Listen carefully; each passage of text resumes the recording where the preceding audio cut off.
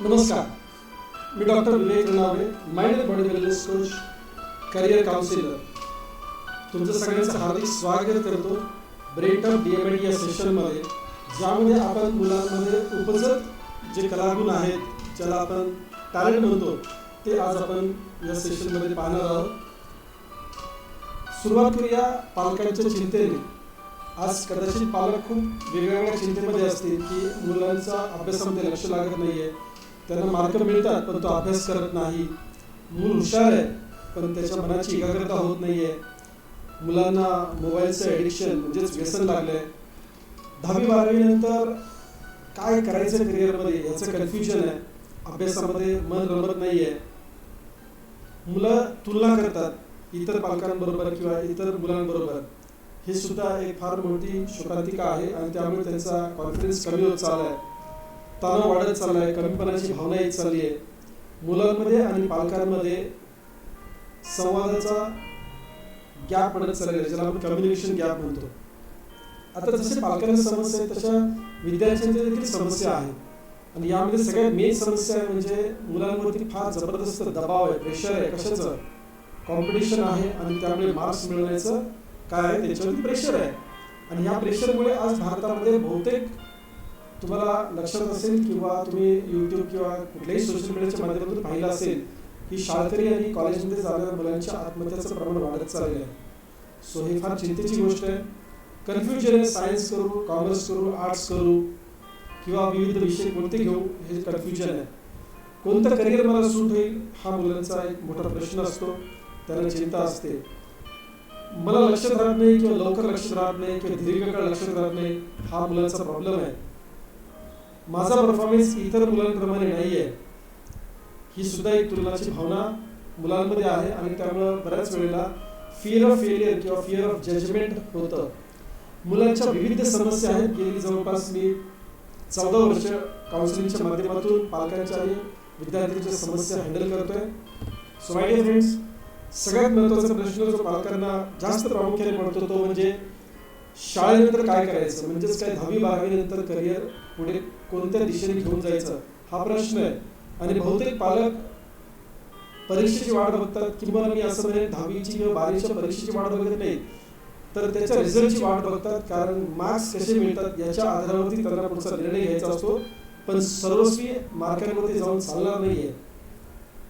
सगळ्यात महत्त्वाची गोष्ट की पालक म्हणतात त्या मुलाचा कल पाहून आपण डिसाईड करूया किंवा त्याची आवड काय आहे हे समजून घेऊया आणि मग आपण फील्ड चॉईस करूया, किंवा आपण एखाद्या कोणत्या क्षेत्रामध्ये आता सध्या स्कोप आहे किंवा पुढच्या 5 वर्षानंतर कोणता स्कोप येणार आहे त्याप्रमाणे आपण करिअरचा निर्णय घेऊया. असे बरेच वेळेला पाहायला मिळतं की आपल्या ओळखीच्या लोकांमध्ये एखादी व्यक्ती जर यशस्वी असेल, कुठल्या एका क्षेत्रामध्ये यशस्वी असेल, तर त्याचा प्रभाव देखील आपल्या मुलांवरती किंवा आपल्यावरती पडलेला असतो. आणि म्हणून कदाचित त्याच फील्डमध्ये गेलेलं चांगलं का, असं देखील वाटू शकतं. मी आता उत्तर कोणतीच देत नाही, पण हे प्रश्न सगळ्यांच्या समोर आहेत. काही वेळेला आपल्या कुटुंबामध्ये एक व्यवसाय असतो किंवा एखादं प्रोफेशन असतं, चार्टर्ड अकाउंटन्सी असेल, वकिली असेल, डॉक्टरी पेशा असेल किंवा दुकानदारी असेल, एखादा छोटासा कारखाना असेल, मोठाही असू शकतो. तर तीच गोष्ट पुढच्या पिढीने पुढे घेऊन गेली पाहिजे अशी एक भावनिक किंवा मानसिक आपण म्हणून अपेक्षा असते पालकांची. का? कारण त्यांनी जे काही खस्ता खाल्लेले असतात किंवा जो काही संघर्ष केलेला असतो ते यश मिळवण्यासाठी ते आपल्या पुढच्या पिढीला करायला लागू नये अशी एक साधी सिंपल भावना किंवा मानसिकता असते. ह्यात गैर काही नाही आहे, परंतु आपल्याला हे बघणं गरजेचं आहे की ते खरंच आपल्या मुलांसाठी योग्य ठरणार आहे का. बरेचसे पालक म्हणतात की त्याला जे करायचं ते करू देत, आपण काही प्रेशर करणार नाही. आणि लक्षात घ्या, त्याला जे काही करायचं ते करू दे म्हणण्यापेक्षा थोडंसं जबाबदारी स्वीकारून म्हणतोय मी. येस, अगदी बरोबर बोलतोय. कारण गेल्या 14 वर्षामध्ये मी पाहिलं की पालक करिअरच्या बाबतीमध्ये फार सिरियस नसतात. कारण काय की त्यांना ह्या क्षेत्रामध्ये ज्ञान कमी राहतं. एखादा डॉक्टर असू शकतो, सर्जन असू शकतो, उत्कृष्ट असू शकतो त्याच्या पेशेमध्ये, पण तो करिअर गाईडलाईन मुलांचं करू शकत नाही. एखादा वकील, निष्णात वकील असू शकतो, परंतु तो मुलांचं करिअर गायडन्स करू शकत नाही. मला म्हणायचं की लक्षात घ्या की कोणताही पेशा असो, तो व्यक्ती कदाचित त्या पेशेमध्ये यशस्वी असेल, परंतु करिअर गायडन्ससाठी तो कदाचित योग्य व्यक्ती ठरू शकणार नाही. बऱ्याच पालकांच्या समोर प्रश्न असा असतो की आम्ही अजिबात मुलांना प्रेशर करणार नाही, त्याला जे करायचं ते करू द्या. मी गमतीने नेहमी एक उदाहरण देत असतो. समजा आपल्या मुलाने कॉलेजला गेल्यानंतर एखादी मुलगी घरी आणली आणि आई वडिलांच्या पाया पडायला सांगितलं आणि म्हटले ही मला आवडतीये आणि मला हिच्यासोबतच पुढचं आयुष्य घालवायचं आहे, तर 11वी-12वीच्या दरम्यान तुमची रिॲक्शन काय असेल? पालक म्हणून तुम्हाला लग्न या संस्थेबद्दल माहिती आहे, संकल्पनेविषयी माहिती आहे, कारण तुम्ही बरीच वर्ष 20 वर्ष तरी लग्न या संकल्पनेबरोबर आहात आणि त्यामुळे लगेच तुमची प्रतिक्रिया अशी होते की बाळा हे तुझं वय नाहीये, आता सध्या तू अभ्यासावर फोकस कर, अधिक करिअर कर, लाईफमध्ये सेटल हो. हे सगळ्या गोष्टी तर होणारच आयुष्यामध्ये. पण मला सांगा, ज्या वेळेला मूल म्हणतं की मला हे क्षेत्र आवडतंय, तर तुम्ही ते करू देणार का? करू देणार का? तर त्याला आवडतंय म्हणून. मग जर समजा ती मुलगी आवडली तर ह्या गैर काय? बघा, दोन्हीमध्ये फरक काय? लग्न या संस्थेविषयी किंवा संकल्पनेविषयी तुम्हाला अनुभव ज्ञान असल्यामुळे तुम्ही लगेच निर्णय घेतला. फक्त करिअर काउन्सिलिंग मध्ये आपल्याला जास्त माहिती नसल्यामुळे, मी म्हणत नाही अजिबातच माहिती नसेल, पण जास्त डीप मध्ये माहिती नसल्यामुळे आपण तिथे जबाबदारी न स्वीकारता मुलावरती सोडून देतो. तर मला असं म्हणायचं की थोडंसं इथे ओपन माइंड ठेवणं गरजेचं आहे. मला वाटतं की कदाचित जे उदाहरण मी सांगितलंय हे तुम्हाला देखील पटलेलं असेल. सो मुलांना प्रेशर केलं पाहिजे की नाही केलं पाहिजे? बहुतेक पालक म्हणतात मुलांना प्रेशर नाही केलं पाहिजे. येस, आम्ही समुपदेशक सांगायचं असतो की मुलांना प्रेशर केलं पाहिजे. जर तुम्हाला कळलं प्रेशर कुठे करायचंय, कधी करायचंय, कसं प्रेशर टाकायचंय, म्हणजे कारण त्याच्यातून आपल्याला आउटपुट काढायचं आहे. लक्षात घ्या, प्रत्येक यशस्वी व्यक्तीला एक कोच असतो आणि या कोचला बरोबर माहिती असतं की कुठे प्रेशर टाकायचे, कधी प्रेशर टाकायचे, कसं प्रेशर टाकायचे, कुणाच्या माध्यमातून प्रेशर टाकायचं. कारण तो सतत त्याच्या मानसिकतेबरोबर खेळत असतो किंवा सतत त्याच्याबरोबर तो त्या प्रवासामध्ये असतो. आणि नेमकं पालकांचा हाच प्रॉब्लेम आहे. आपण दुकानदारीमध्ये, व्यवसायामध्ये किंवा नोकरीमध्ये अडकलोय आणि आपण जुजबी फक्त बोलतो, जेमतेम बोलतो मुलांसोबत, त्यामुळे आपल्याला त्यांची सायकोलॉजी समजत नाहीये. करिअर विषयी बोलतोय, लक्षात घ्या. तो संवाद कमी झालेला आहे आणि ज्ञानही आपल्याला कदाचित पुरेसं नसल्यामुळे आपण प्रेशर टाकायचं नाही या निर्णयावरती एक पुस्तकावर भीती असते की चुकीचं काय व्हायला नको. अगदी बरोबर आहे, भावनिकरित्या बरोबर आहे. पण लक्षात घ्या, ज्या व्यक्तीला हे कळतं त्याने प्रेशर टाकलं तर चांगली गोष्ट, अदरवाईज प्रेशर टाकायला नाही पाहिजे. फाईन. आता लक्षात घ्या, या समस्या आपण बघितल्या. आता आपण असं काही उदाहरणं बघूया ज्याच्या माध्यमातून आपल्याला सोल्युशन मिळेल. बघा, प्रत्येक मूल जे जन्माला आलेलं याच्यामध्ये काही ना काही युनिक पॉईंट आहे, काही ना काही जमेची बाजू आहे, काही ना काही कमतरता असणार आहे, त्यांना कोणती तरी संधी असणार आहे, त्यांना धोकाही कोणता ना कोणता असणार आहे. मग आता आपण हे सगळं बघत असताना थोडा ओपन माइंड ठेवूया की करिअरचा निर्णय घ्यायचा, अतिशय महत्त्वाचा निर्णय घ्यायचा. बघा, शिक्षण काय 4-5 वर्षांचं असणार आहे, 6 वर्षांचं असणार आहे कदाचित, PG वगैरे केल्यानंतर. म्हणजे मी कॉलेजबद्दलच बोलतोय, कॉलेजच्या शिक्षणाबद्दल बोलतोय, मी 10वी पर्यंतच्या शिक्षणाबद्दल बोलत नाहीये. ऑफकोर्स पाया तो आहेच. मला म्हणायचं की 5-6 वर्ष जिथे आपल्याला शिक्षण घ्यायचंय ते महत्वाचं आहे, कारण पुढचे 40 वर्ष त्या 4-5 वर्षांच्या आधारावरती त्या मुलाला किंवा मुलीला घालवायचे. लक्षात घ्या, शिकणं काय होऊन जाईल 4-5 वर्षांमध्ये, काही शिकलं तर होऊन जाणार आहे, पण त्याच्यासोबत आयुष्य काढायचं. लक्षात घ्या, त्या प्रोफेशन सोबत आयुष्य काढायचे. नाहीतर मग शिकवायचे कशाला, जे होईल तर होईल ना, नाही. आणि मग आपल्या मुलांमध्ये नक्की युनिक पॉईंट काय आहे आणि प्रत्येक प्राण्यामध्ये युनिक पॉईंट असतो हे उदाहरण देण्यासाठी मी समोरचं चित्र तुम्हाला दाखवलंय. या उंट किंवा सांडणीमध्ये लक्षात घ्या, शरीराची रचना थोडीशी समजून घ्या, ओपन माइंड करूया आपण. बघा, उंटाची मान लांब आहे कारण त्याला खाली त्याचं गवत खायचंच नसतं, कारण वाळवंटामध्ये गवत नसतं, बरोबर. त्याला झाडपाला खायचंय, त्याला मान उंच दिली आहे. त्याच्या पाठीवरती बघा एक मदा आहे, हम आहे, गोलाकार जो टाकीसारखा दिसतोय. वाळवंटामध्ये पाणी पाहायला मिळत नाही, प्यायला कुठून मिळतं, कित्येक दिवस चालावं लागतं आणि या प्राण्याचा जीव जाईल कदाचित. म्हणून त्या परमेश्वराने काय केलं, शरीरामध्येच अरेंजमेंट केली आहे पाण्याची. सो आतल्या आतमध्ये पाणी तयार होतं आणि त्याच्या शरीराला मिळत असतं. लांब पाय काय ठेवले, काही जमीन तापते आणि तापलेली जमीन शरीराला इजा करेल म्हणून त्याचे पाय उंच केलेत. आणि त्याचे टापू बघा, टापूने म्हणणार मी त्याचा पंजाब आहे पायाचा, तो पसरट आहे, खाल्लं सपाट आहे, कारण रेती असते राजस्थानमध्ये किंवा रेगिस्तानमध्ये, वाळवंटामध्ये रेती असते. आणि या रेतीमध्ये जर समजा हरणासारखे किंवा घोड्यासारखे टाकू दिले तर त्या प्राण्याला त्रास होईल, म्हणून त्या परमेश्वराने पसरट पाय दिलेत. तुम्ही म्हणाले उंटापुरतं ठीक आहे, पण प्रत्येक प्राण्याला, प्रत्येक जीव जो या भूतलावर जन्माला आलाय त्याचा विचार त्या परमेश्वराने केलेला आहे. अशी शरीर रचना त्या परमेश्वराने करून दिलेली आहे. आता लक्षात घ्या, हे प्राणी जर समजा वाळवंटासाठी बनवलेले असतील आणि इथे तुम्ही बघताय की ते एका प्राणी संग्रहालयामध्ये आहेत, तर त्याला निश्चित असा प्रश्न पडला असेल ना, what are we doing here, म्हणजेच काय, आपण वाळवंटात असायला पाहिजे होतं, इथे प्राणी संग्रहालयामध्ये काय करतोय. हे दोघे एकमेकांना कदाचित गप्पा गोष्टी सांगत असतील, आपली मजबुरी आहे, आपल्याला इथे डांबून ठेवलेला आहे. पण समजा त्यांचा पिंजऱ्याचा दरवाजा जर समजा उघडा ठेवला तर ही मंडळी आतमध्ये राहतील का बाहेर येतील. लक्षात घ्या, सगळं आयतं मिळतंय त्यांना, खायला प्यायला वेटरनरी फॅसिलिटी सगळी आयती आहे, त्यांची निगा खूप चांगली राखली जाते. तरी सुद्धा हे लक्षात घ्या, आतमध्ये राहणार नाही, त्यांच्या नैसर्गिक या क्षमतेनीच ते जीवन व्यतीत करणार. म्हणजे कदाचित बाहेर पडल्यानंतर लगेच खायला मिळेल की नाही माहित नाही, पण तरी सुद्धा ते बाहेर जाणार. लक्षात घ्या, तसंच आपल्या जीवनामध्ये देखील असतं. आपण शाळा कॉलेजमधून जे काही शिक्षण घेणार आहोत, समजा ते चुकलं तर आपल्याला पुढच्या आयुष्यामध्ये सुद्धा हा प्रश्न पडू नये की व्हॉट आर डुईंग हिअर, म्हणजे मी या क्षेत्रामध्ये का आलोय, मला चुकल्यासारखं वाटतंय, माझी क्षमता वेगळी आहे, मी काय करायला लागलोय, हा प्रश्न पडू नये माय फ्रेंड्स. आणि लक्षात घ्या, हे फक्त आपल्याला एका प्राण्याने नव्हे, 2-3 प्राण्यांनी समजून घेऊया. आता हे बदकाचे पाय आहेत, हे कोंबडीचे पाय आहेत. बदकाच्या 2 बोटांमध्ये पडदा आहे, कोंबडीच्या 2 बोटांमध्ये पडदा नाहीये. परमेश्वराने जलाची आवश्यकता आहे, त्याला ते दिलंय. कारण बदकाला पाण्यामध्ये पोहायचं आहे, कोंबडीला उकिरडा उकरायचा आहे, जलाची आवश्यकता दिलंय. 2 चॅलेंज द क्रिएटर मी नेहमी म्हणत असतो, परमेश्वराला चॅलेंज करू नका. मला एक बदक दाखवा ज्याच्या 2 बोटांमध्ये पडदा नाहीये, आणि एक कोंबडी अशी दाखवा चुकून तिच्या 2 बोटांमध्ये पडदा आलाय. उपरवाले चॅलेंज मत करू माय डिअर फ्रेंड्स.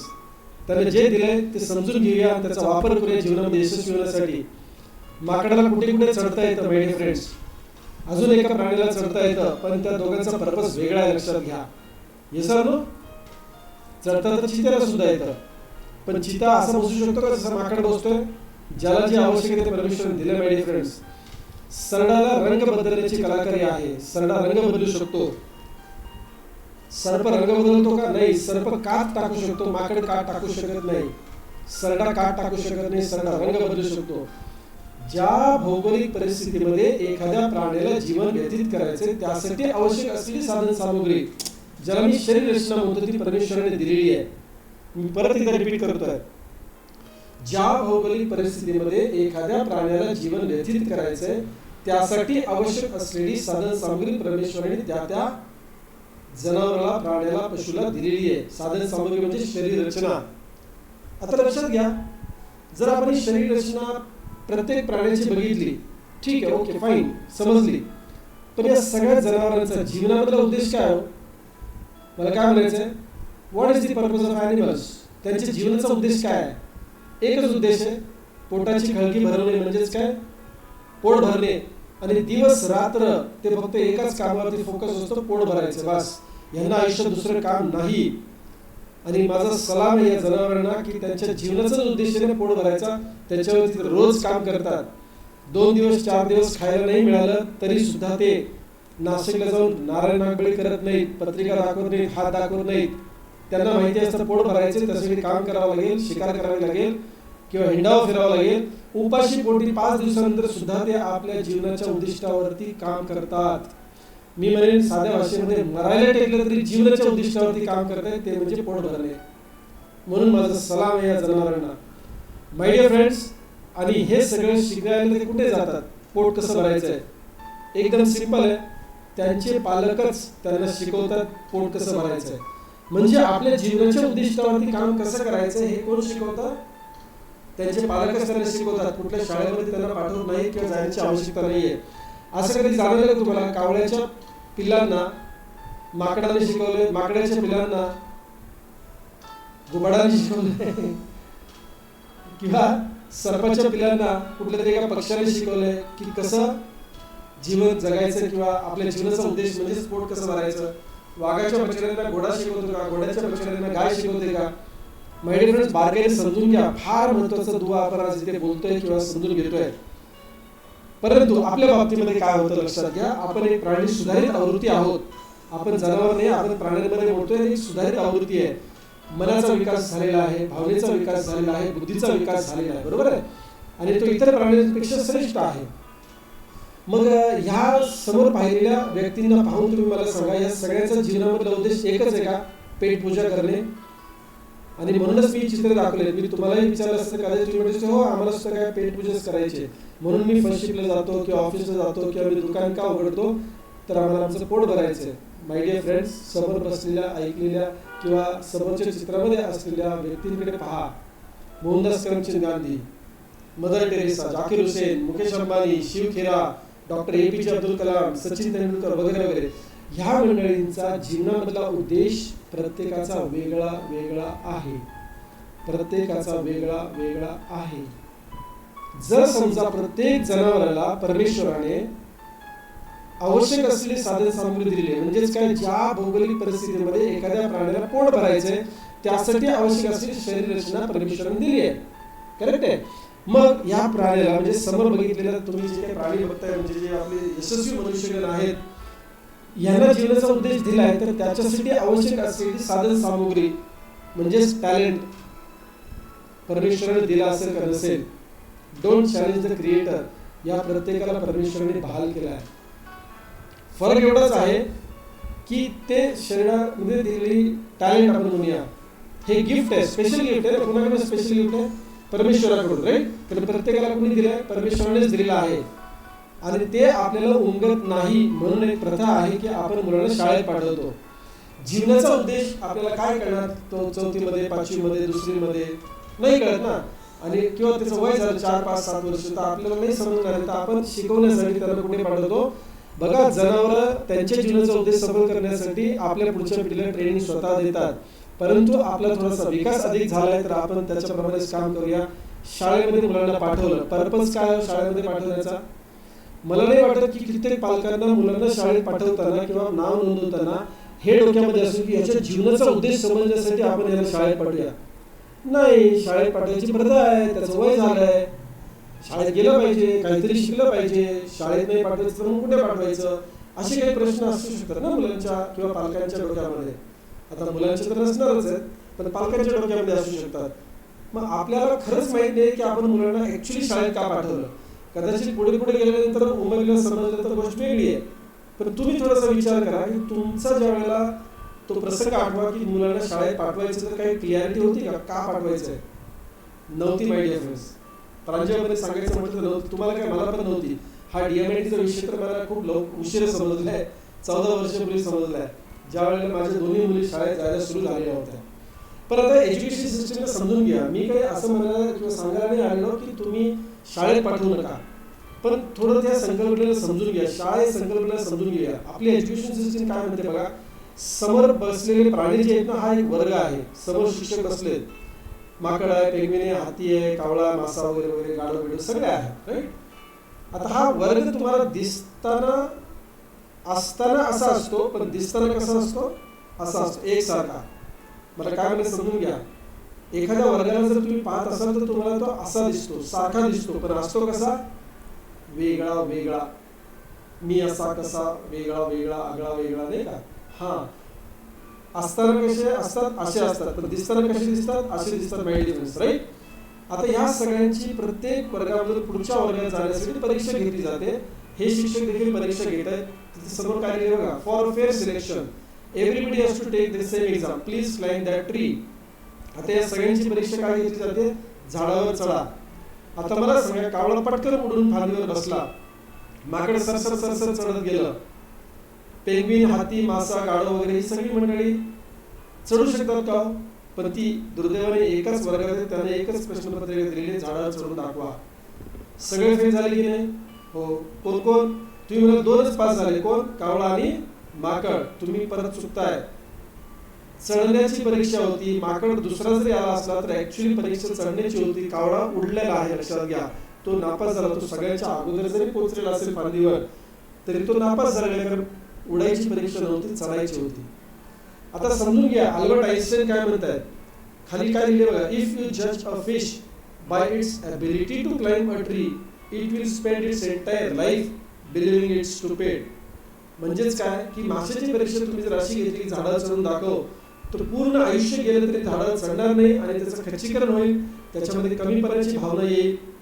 थोडंसं लक्षात घ्या, आपल्या विद्यार्थ्यांबरोबर आपल्या मुलांबरोबर हेच घडतंय का?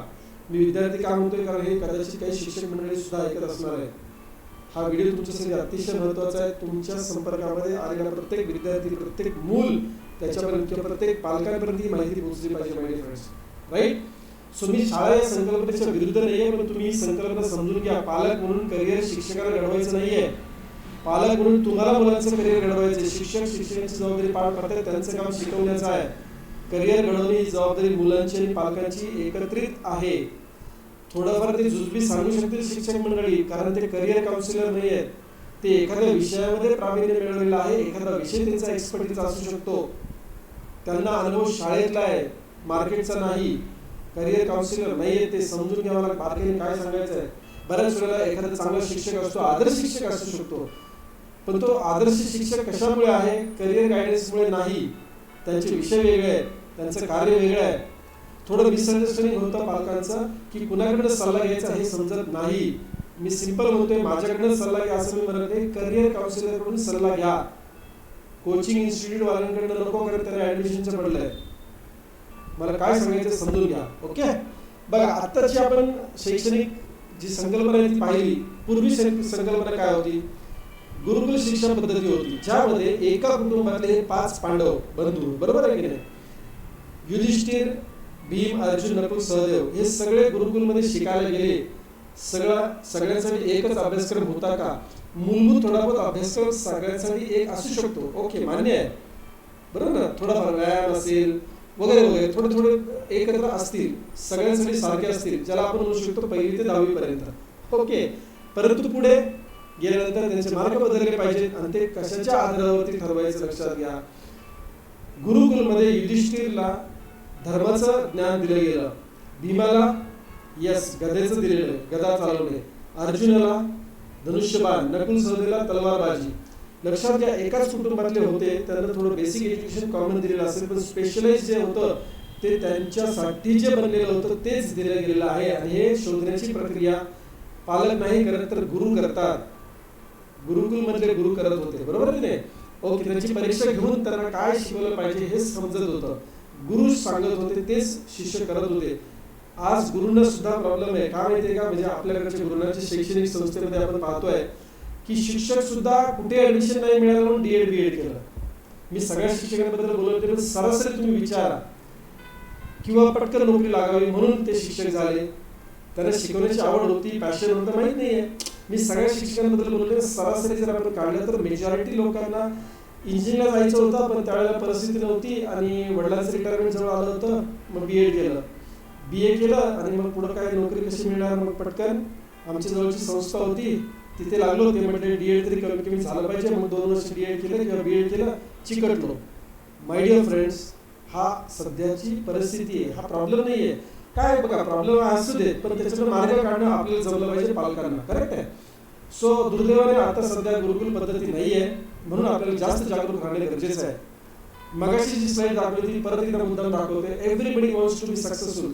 लक्षात घ्या, मानवाचा देह मिळाला आहे, जन्म मिळाला, म्हणजे आपल्यासाठी काही ना काही परमेश्वराने संकल्प घेऊनच इथे पाठवले. बिना संकल्पनाचं आपल्याला पाठवलं नसेल. बघा, तुम्ही आम्ही ह्या भूतलावर आलो ना, हे तुम्ही स्वतः स्वइच्छेने आलेले नाहीये. म्हणजे मला सांगायचं काय, तुम्ही स्वतःहून आलेले नाही आहात, तुम्हाला आणलं गेलेलं आहे. म्हणजे कुणीतरी पाठवले तुम्हाला, आणि हा दैवी संकल्प आहे. काही मंडळींची गर्भामध्ये हत्या होते, काही मंडळींची गर्भामध्येच काय होतं, मृत्यू होतो, काही मंडळींचा गर्भानं म्हणजे डिलिव्हरी नंतर मृत्यू होतो, काही मुलांचा 1 वर्षामध्ये, 2 वर्षामध्ये, 10 वर्षामध्ये मृत्यू होतो. त्यांच्या जीवनाचा उद्देश पूर्ण झाला, त्यांना कळायच्या आधी पूर्ण झाला, कारण तो ठरला कोणी तर परमेश्वराने. बारकाईने समजून घेऊया आपण, थोडंसं लक्षात घ्या जीवनाकडे. आता ही समोरची जी मंडळी आहेत ही जीवनामध्ये यशस्वी मंडळी आहेत, करेक्ट? पण प्रत्येकाचं यश वेगळं वेगळं आहे. म्हणजे प्रत्येकाचं यश वेगळं आहे, तर त्यांच्यासाठी आवश्यक असलेली कलाकारी, साधन सामुग्री त्या परमेश्वराने त्यांना दिलेली आहे. आता समजा लता दीदींनी टॅलेंट तर मिळालं गायनाचं, पण समजा मेहनत घेतली नसती गायनासाठी, चाललं असतं झाकीर हुसेन साहेबांना तबल्याचं टॅलेंट दिला परमेश्वराने, समजा त्यांनी रियाजच केला नसता, तर कदाचित तुमचं आमचं असं होतंय का, किंवा आमच्या पुढच्या पिढीचं असं होतंय का? तर तपासून बघा. परमेश्वराने 100% आपल्याला काही ना काही कलाकारांनी दिलेले टॅलेंट दिलेलं आहे. मग त्याचा उपयोग केला तर आपण जीवनामध्ये यशस्वी होऊ शकतो. उपयोग म्हणजे काय, त्याच्यावरती मेहनत घ्यायची, रियाज करायचा आहे. सचिन तेंडुलकरला आणि विनोद कांबळीला परमेश्वराने टॅलेंट दिलं होतं बॅटिंगचं. मी रिपीट करतोय, सचिन तेंडुलकर आणि विनोद कांबळी या दोघांना बॅटिंगचं टॅलेंट दिलं होतं. एकाने त्याच्यावरती मेहनत घेतली का नाही, दोघांनी मेहनत घेतली, दोघेही इंटरनॅशनल क्रिकेटपर्यंत पोहोचले. हा जोक नाहीये इंटरनॅशनल क्रिकेटमध्ये येणं, भारतीय टीम मध्ये करोडो लोकांमधून, बरोबर आहे. विनोद कांबळी सुद्धा चांगले खेळत होते, उत्कृष्ट खेळत होते, किंबहुना सचिन तेंडुलकर पेक्षा चांगले खेळत होते. परंतु पुढे जी मेहनत घ्यायला पाहिजे ती सचिन तेंडुलकरने घेतली. विनोद कांबळीच्या डोक्यामध्ये हवा घेतली, व्यसन करायला लागला, लबडी करायला लागला, वाम मार्गाला गेला. सो माय डिअर फ्रेंड्स, मला सांगा आता परमेश्वराची याच्यात काय चूक आहे. दोघांना टॅलेंट तर दिलं होतं, एकाने त्याचा उपयोग केला म्हणजे मेहनत केली, योग्य दिशेने गेला. दुसऱ्याने योग्य मेहनत नाही केली, योग्य दिशेला नाही गेला, अयशस्वी ठरला. बघा आता तुम्ही मला हा नशिबाचा भाग आहे. हो, नशिबाचा भाग आहे. बर, म्हणजेच काय की तुम्ही समजता की लक असेल तर करिअर मिळेल किंवा आपण यशस्वी होऊ. किंवा काही पालक तुमच्यामध्ये असे म्हणत असतील की नाही, काहीतरी उपजत जन्मता पाहिजे ना, ज्याला आपण इनबॉर्न क्वालिटी, टॅलेंट किंवा पोटेन्शियल म्हणतो, क्षमता म्हणतो. आता काही मंडळी जी लक मध्ये अडकली ना, त्यांना मी परत एकदा या पिक्चरकडे घेऊन येतो. मुकेश अंबानी आणि अनिल अंबानी, जे तुम्हाला इथे दिसतात. अनिल अंबानी दिसत नाही कारण ते यशस्वी नाहीये, पण ही दोघे एकाच कुटुंबामध्ये जन्माला आली म्हणजे लक तर चांगलंच होतं ना, बॅकग्राऊंड चांगलंच मिळालं दोघांनाही. पण त्याचं पुढे तुम्ही काय केलं. अनिल अंबानी आज बँकरप्ट आहे, दिवाळखोरीमध्ये निघाल्या कंपन्या. मुकेश अंबानी 4 चांद लगाली. लक्षात घ्या. सो नशिबावर अवलंबून नाहीये, त्या टॅलेंटचं तुम्ही काय करता हे फार महत्वाचं आहे. आणि तुमच्या माझ्यासमोर प्रश्न असा आहे की आपल्याला टॅलेंट तर समजू द्या आधी, नको त्या टॅलेंटच्या मागे जाण्यात काय पॉईंट आहे. आवड निवड, कल, स्कोप, टॅलेंट आतमध्ये काय आहे, टॅलेंट आतमध्ये काय आहे ते शोधणं फार गरजेचं आहे. आणि मग त्याच्यावरती काम करायचं आहे, my dear friends. Yes, you are right. Inborn talent, quality, पोटेन्शियलमुळे प्रत्येक व्यक्तीला यश मिळतं, लक्षात घ्या. आणि आपल्या मुलांमध्ये युनिक पॉइंट आहे, कुठला तरी युनिक क्वालिटी आहे आणि ती इनबॉर्न आहे. आणि म्हणूनच ते गिफ्ट आहे. कुणाचं, त्या परमात्म्याचं गिफ्ट आहे. It's the greatest gift of God on earth for us, आपल्यासाठी. आणि जर समजा आता तुम्ही कल्पना करा, तुम्ही एखाद्या लग्न समारंभामध्ये गेलात किंवा वाढदिवसाला गेलात आणि तुम्ही त्या मुलासाठी किंवा मुलीसाठी एक गिफ्ट घेतलं आणि समजा तुम्ही त्या पालकांकडे किंवा मुलांकडे ते गिफ्ट दिलं. तुम्ही बर्थडे पार्टीला गेलात, वाढदिवस समारंभाला गेलात आणि त्यांनी समजा ते नाही उघडलं तुमच्या समोर किंवा नाही बघितलं, तर आपल्याला कसं तरी वाटतं नाही का. अरे उघडून तर बघ ना, आपण सांगतो उघडून तर बघ ना, तुझ्या पसंतीचं आहे. नाही काका आपण नंतर उघडतो. आणि त्यांनी जर साईडला ठेवलं तरी आपल्याला काय वाटतं, अरे काय एवढं मी आवडीनं दिलं तुला, किंवा एवढं मी चांगली मेहनत घेतली आणि हे सगळं मी आणलं आणि त्यांनी बघितलं सुद्धा नाही. पण तुम्हाला माहिती आहे घरी गेल्यानंतर कदाचित बघणार आहे किंवा आता सध्या समारंभात एवढा वेळ नसतो प्रत्येकाचं गिफ्ट उघडणं. ओके ठीक आहे. समजा तुम्ही 4 दिवसांनी 8 दिवसांनी त्यांच्या घरी जाण्याचा योग आला आणि तुम्ही दिलेलं गिफ्ट तसंच ते टीव्हीवरती पडलेलं होतं. मी पडलेलं का म्हणते, कारण त्यांनी उघडलेलं नव्हतं.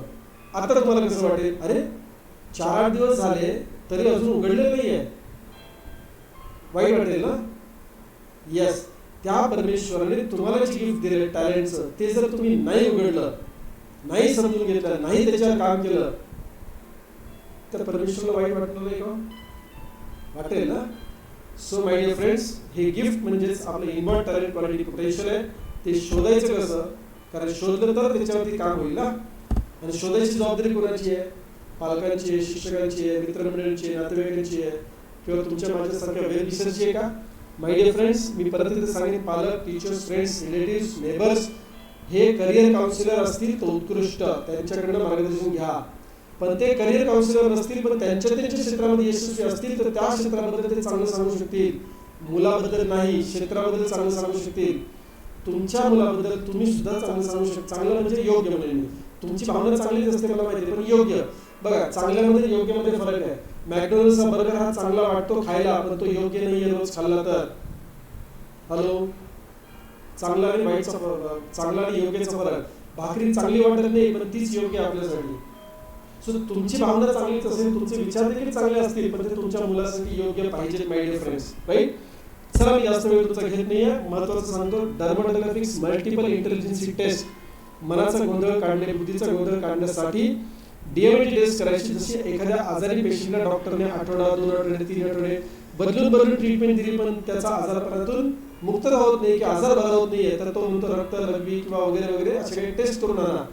बघा 3 आठवडे त्यांनी आपल्याला तपासून औषधं बदलून बदलून दिली होती. त्याचा अनुभव, त्याचं ज्ञान, त्याचं कौशल्य त्यांनी वापरलं होतं.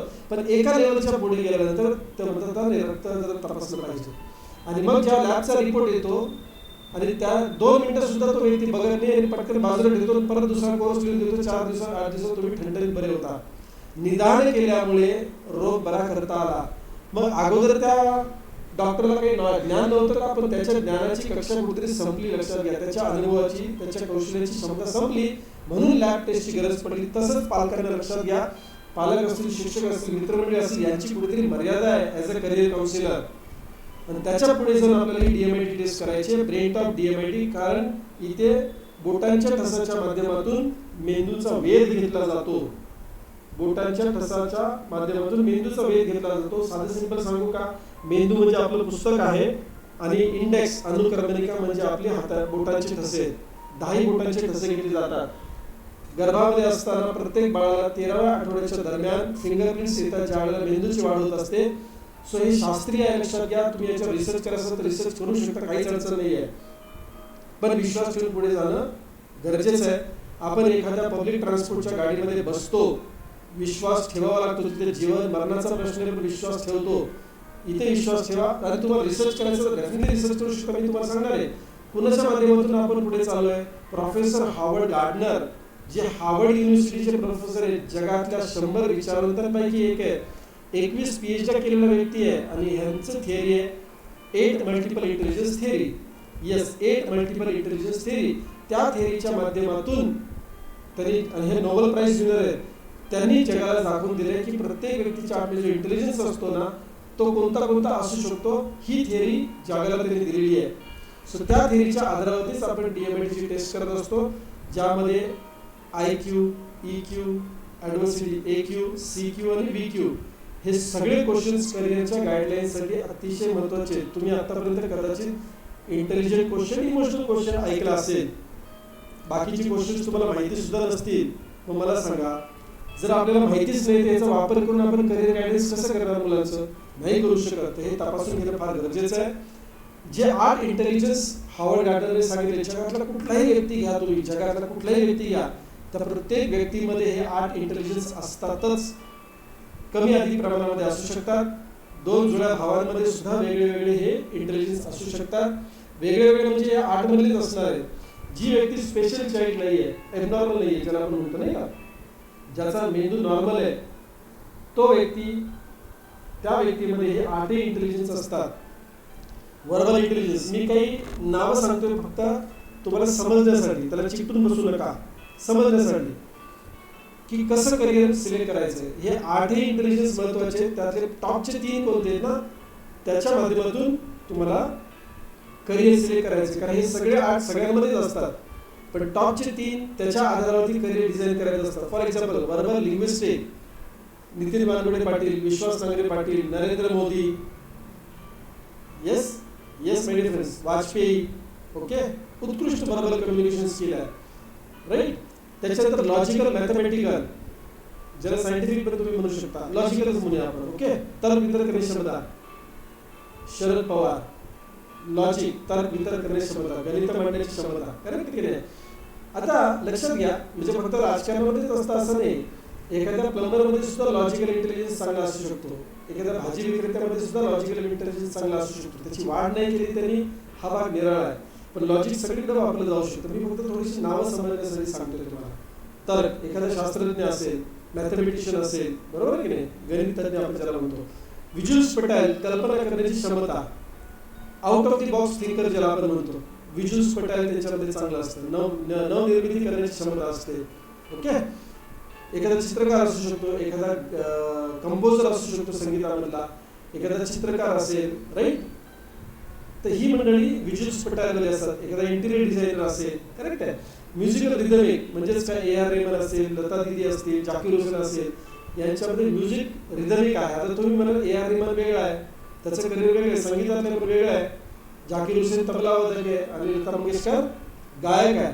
सो म्युझिकमध्ये 3 इंटेलिजन्स असतात. एक तर वाद्य असेल, करेक्ट आहे, एक तर गायन असेल, करेक्ट, किंवा श्रवण असेल, आणि त्याच्या जोडीला जर समजा व्हिज्युअल स्पेक्टल असेल तर तो ए.आर. रेहमान होऊन जातो, कारण त्याच्यामध्ये क्रिएटिव्हिटी आहे, कंपोजिंग आहे, राईट. मी आता डीप बोलत नाही, फक्त तुम्हाला थोडी माहिती सांगतो. बॉडी कायनेस्थेटिक म्हणजे ॲथलेटिक असू शकतो, स्पोर्ट्समन असू शकतो, ट्रेकर असू शकतो, आर्मी मधला एखादा व्यक्ती असू शकतो ज्याचं बॉडी कायनेस्टिक चांगलं, पैलवान असू शकतो एखादा व्यक्ती, करेक्ट आहे, स्पोर्ट्स पर्सन ज्याला आपण म्हणतो, बरोबर आहे. तर बॉडी कायनेस्टिकचा वापर करून ती मंडळी करिअर करतात. इंटरपर्सनल म्हणजे की लोकांमध्ये व्यवहार करण्याची क्षमता असणे, लोकांमध्ये मिसळणे, लोकांकडे काम काढून घेणे, ज्याच्यामध्ये राजकारणी लोक बघू शकतात, तुम्ही मॅनेजर लोक बघू शकता, काही लोकांची हातोटी असते, तो इंट्रापर्सनल व्यक्ती असतो. आणि इंट्रापर्सनल इंट्रापर्सनल जो असतो तो अंतर्मुख असतो, इंटरपर्सनल हा बहिर्मुख असतो, करेक्ट आहे. सो इंट्रापर्सनल हा एकटा राहू दे, शांत राहू दे, स्वतःमध्ये राहू दे, त्याला बरं वाटतं. लोकांमध्ये गेल्यावर त्याला थोडं ऑकवर्ड वाटू शकतं. लिडरशिप वाले लोक ही इंटरपर्सनल असतात, मॅनेजरियल लोक ही इंट्रापर्सनल असतात. थोडी उदाहरण देतो फक्त समजण्यासाठी. नॅचरलिस्टिक म्हणजेच काही निसर्गाची जाण असणे, निसर्गाविषयी जवळीक वाटणे, भावना निसर्गामध्ये आढळणे, आपण ज्याला म्हणतो. निसर्ग सगळ्यांना आवडतो, लक्षात घ्या, पण नॅचरलिस्टिक पर्सनॅलिटी थोडीशी जास्त झुकलेली असते निसर्गाकडे. सो या 8 इंटेलिजन्स मधूनच तुम्हाला करिअर सिलेक्ट करायचे, पण टॉप मधल्या 3 मध्ये. जसं पत्त्याचा डाव खेळताना, आता उन्हाळी आहे, उन्हाळी सुट्टी आहे, तर पत्त्यांचा डाव खेळताना सगळे पत्ते हातामध्ये आले ना, ते सगळे काय आपल्याला डाव खेळून देत नाही किंवा डाव जिंकून देत नाही. पण समजा तुम्हाला हुकमाचा एका बादशाह राणी आला तर तुम्ही म्हणाल यस की मी बाजी जिंकू शकतो, मला माहिती आहे 3 पत्ते माझ्याकडे आहेत, म्हणजे एका बादशाह राणी आहे. लक्षात घ्या, हुकमाच्या बद्दल बोलतोय. आपल्या जीवनामध्ये प्रत्येक व्यक्तीच्या आतमध्ये हे हुकमाचे पत्ते दिलेले परमेश्वराने एका बादशाह राणी. किती अजब डाव बघा, प्रत्येक व्यक्तीकडे हुकमाचे पत्ते आहेत, ते ओळखायचे, त्याच्यामध्ये डाव खेळायचं, माय डिफरन्स, राईट. ओके, नाव या रिपोर्टमध्ये तुम्हाला 46 पानी रिपोर्ट लक्षात घ्या.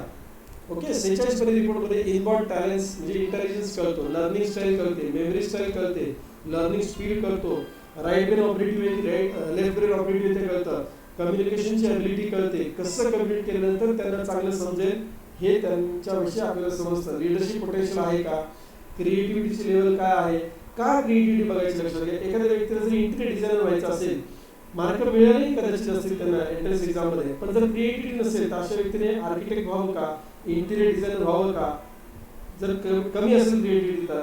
सो नुसत्या मार्कांवरती अवलंबून राहायचं नाही, हेच थोडक्यात मी सांगतोय. फोकस टेंडन्सी कशी आहे त्याची, मनाची एकाग्रता कशी आहे, आणि सुटेबल करिअर गायडन्स काय आहे त्याच्यासाठी, हे आपण रिपोर्टच्या माध्यमातून समजावून सांगत असतो किंवा आपल्याला समजतं. आता पालकांसाठी काही महत्त्वाच्या गोष्टी लक्षात घ्या. तुम्ही मुलांना बेटर अंडरस्टँड करू शकता, चांगले समजून घेऊ शकता रिपोर्टच्या माध्यमातून. जसं एखादा नवीन मोबाईल मार्केटमध्ये आला आणि त्याचे काही ठराविक फीचर्स आपल्याला माहीत असतात, पण मॅन्युअल जर वाचलं तर त्याचे बहुतेक फीचर्स आपल्याला कळणार आणि ते वापरून शकणार आहे. तसंच इथे तुम्हाला लहान वयामध्ये मुलांचं काहीच कळत नाही, आपल्याला 2री, 5वी, 7वी पण काय कळतं त्यांचं नाही विशेष कळत. करिअरबद्दल बोलतोय मी, ते आपल्याला या रिपोर्टच्या माध्यमातून कळतं. त्यामुळे आपलं कंपॅरिझन बंद होऊन जातं, आपण याची तुलना दुसऱ्या कोणाशी करत नाही.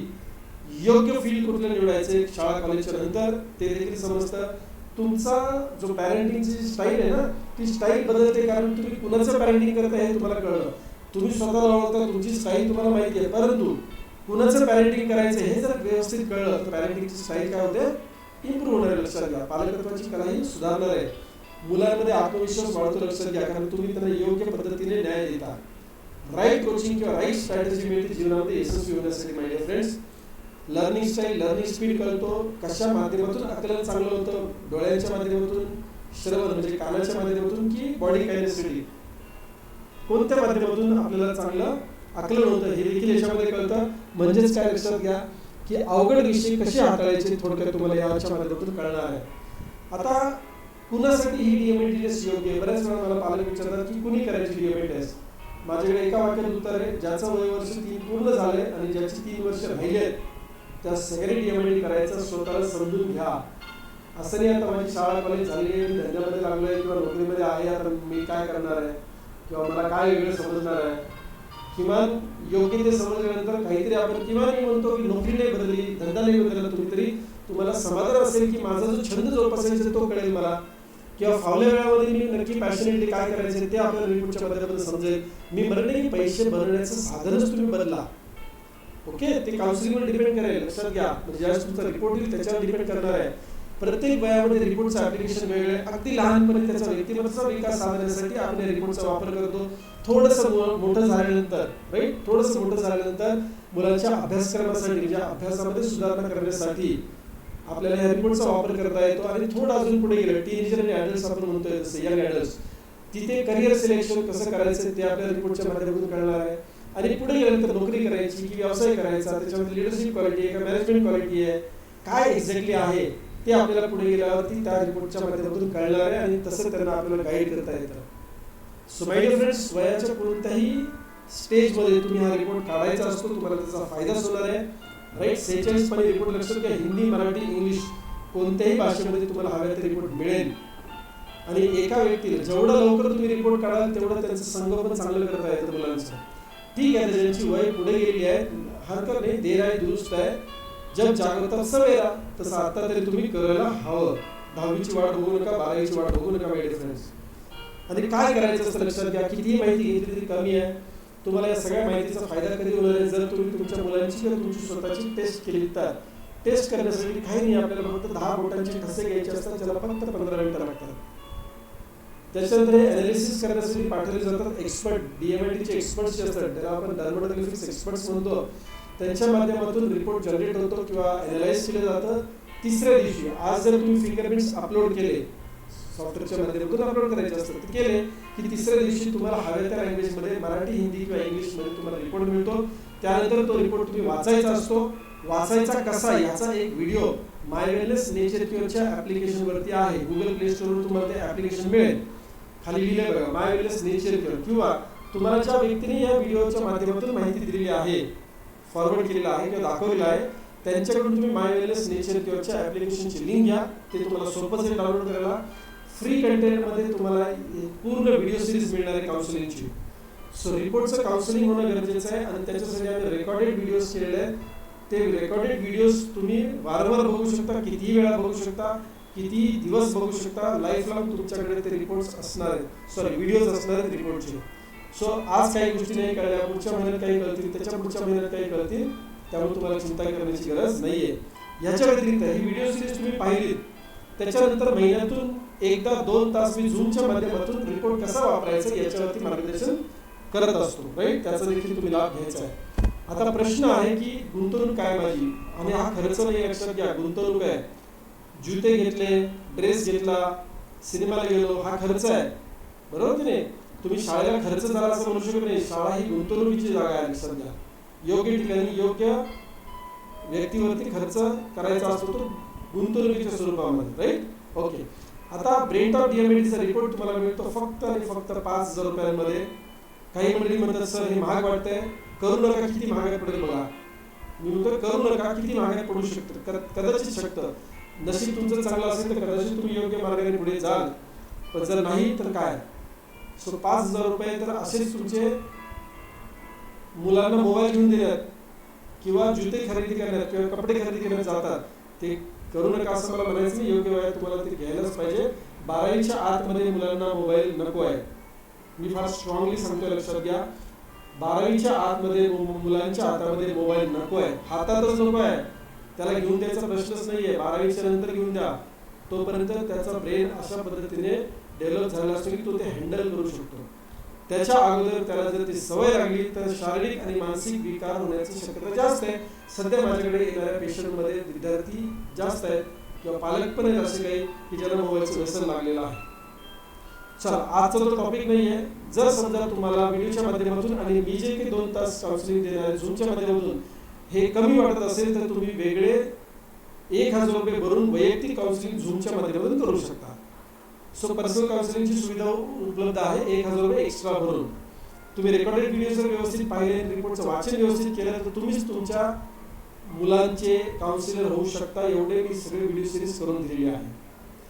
जर पैसे कमी आहेत असं वाटतंय किंवा हे महाग जाते असं वाटतंय तर याचा अर्थ तुम्हाला पैसे कमवण्याची जास्त गरज आहे कदाचित. सो माय वेलनेस प्रमोटर होऊन तुम्ही अर्निंग करू शकता आमच्या रेफरल प्रोग्रामच्या माध्यमातून. हा एक समाजासाठी आवश्यक असलेला विषय आहे. याचा प्रचार आणि प्रसार आमच्या मदतीने, मी काय म्हणतो लक्षात घ्या, याचा प्रचार आणि प्रसार आमच्या मदतीने तुम्ही केला तरी सुद्धा तुम्हाला एक चांगला इन्कम सोर्स आम्ही जनरेट करून देऊ शकतो. सो जी गोष्ट तुम्हाला महाग वाटते ती तुम्हाला पैसे सुद्धा कमवून देऊ शकते. आणि लक्षात घ्या, आज महाराष्ट्रामध्ये, फक्त महाराष्ट्रामध्ये 8 लाख विद्यार्थी जवळपास आहेत जे प्रत्येक वर्षी 10वी आणि 12वी उत्तीर्ण होतात. यातले काही शून्य पालक असतात, योग्य पालक असतात, जे त्यांच्या मुलाचं भवितव्य चांगल्या पद्धतीने घडवू शकतात. मी नाही म्हणत नाहीये, पण असतील किती, कदाचित 1,00,000-2,00,000 असतील. बाकीच्या 6 लाख विद्यार्थ्यांचं काय? त्यांच्यापर्यंत जर तुम्ही पोहोचलात आमच्या मदतीने तर निश्चितच आपल्याला त्यांचं सुद्धा भलं करता येईल. कर भला तर हो भला, आणि तुम्हाला सुद्धा काही अर्थार्जनाची सुविधा आम्ही देऊ शकतो. अधिक माहितीसाठी तुम्ही ज्या व्यक्तीच्या माध्यमातून तुम्हाला व्हिडिओ मिळाला त्यांना तुम्ही संपर्क करा. ते आमचे माय वेलनेसचे प्रमोटर्स आहेत. Right. So thank you so much. काही शंका असेल तर निश्चित तुम्ही आम्हाला सोशल मीडियाच्या माध्यमातून संपर्क करू शकता किंवा आम्हाला थेट देखील संपर्क करू शकता. धन्यवाद. जय हिंद.